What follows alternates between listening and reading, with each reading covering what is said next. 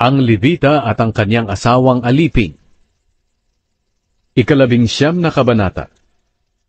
Nang panahong iyon na wala pang hari ang Israel, may isang Levita na nakatira sa malayong bahagi ng kabundukan ng Ephraim. Ang Levitang ito ay nakapag-asawa ng isang alipin na taga Bethlehem sa Huda. Pero ang babaeng ito ay nagtaksil sa kanyang asawa at umuwi sa bahay ng magulang niya sa Bethlehem. Pagkalipas ng 4 na buwan, nagdesisyon ang Levita na sunduin ang asawa niya at kumbinsihing magsama silang muli. Kaya umalis siya kasama ang isa niyang utusan at 2 asno. Pagdating niya roon, pinatuloy siya ng babae. Nang makita siya ng ama ng babae, malugod siyang tinanggap. Pinilit siya ng biyenan niyang lalaki na manatili roon.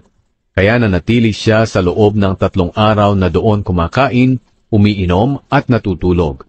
Nang ika-4 na araw, maaga silang bumangon para magkasamang umuwi. Pero sinabi ng ama ng babae sa manugang niya, "Kumain muna kayo bago umalis." Kaya kumain silang 2. Pagkatapos sinabi ng ama ng babae, "Dito muna kayo magpalipas ng gabi, dahil magsasaya tayo." Hindi sana siya papayag pero pinilit siya ng biyenang lalaki. Kaya nanatili na lang sila. Kinaumagahan, nakahanda na silang umalis. Pero sinabi na naman ng ama ng babae, "Kumain muna kayo at mamayang hapon na lang kayo umalis." Kaya kumain muna sila.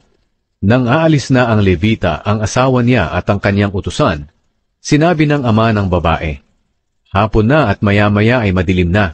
Mabuti pa, rito na lang kayo muling matulog.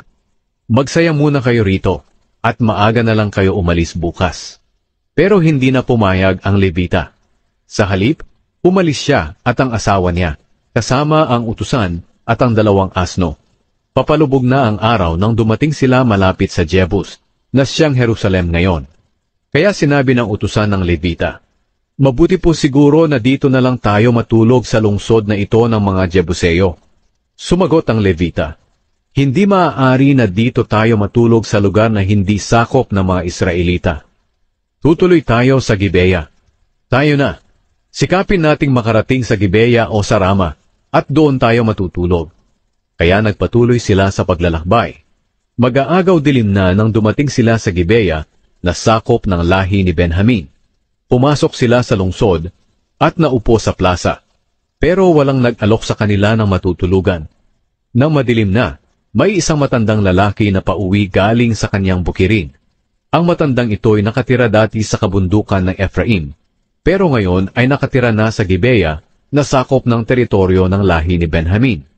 Nang makita ng matanda ang manlalakbay sa plaza, nilapitan niya ang mga ito at tinanong, "Taga saan kayo? At saan kayo pupunta?" Sumagot ang Levita, "Galing kami sa Bethlehem, na sakop ng Huda, at pauwi na kami sa bahay namin, sa kabundukan ng Ephraim. Walang nag-alok sa amin na tumuloy sa bahay niya. May pagkain at inumin kami ng asawa ko at ng aking utusan. Mayroon kaming dayami at pagkain para sa mga asno namin. Kaya wala na kaming kailangan pa." Sinabi ng matanda, "Huwag kayong matulog dito sa plaza. Doon na lang kayo sa aking bahay. Handa akong magbigay ng kahit anong kakailanganin ninyo." Kaya sumama sila sa matanda. Pagdating nila, pinakain ng matanda ang mga asno nila. Pagkatapos nilang maghugas ng paa, kumain sila at uminom. Habang nagkakasayahan sila, biglang pinaligiran ng masasamang tao ang bahay, at kinalabog ang pintuan.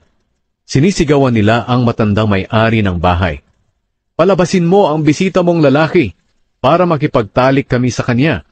Sumagot ang matanda, "Bisita ko siya, kaya huwag niyo siyang gawa ng marumi at kahiyahiyang bagay.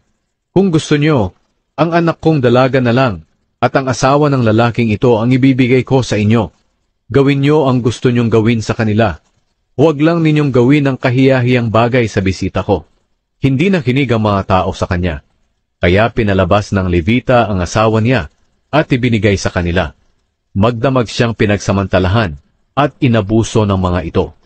At nang magbubuhang liwayway na, pinaalis nila ang asawa ng Levita. Bumalik ang babae sa bahay na tinutuluyan ng kanyang asawa. Natumba siya sa pintuan at doon na siya sinikatan ng araw.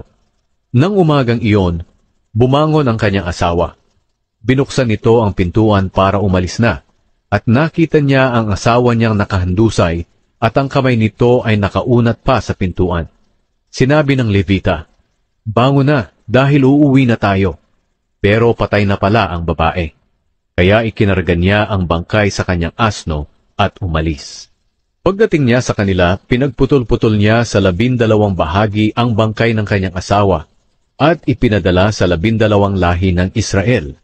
Sinabi ng lahat ng nakakita nito, "Wala pang nangyari na katulad nito mula nang umalis ang mga Israelita sa Ehipto.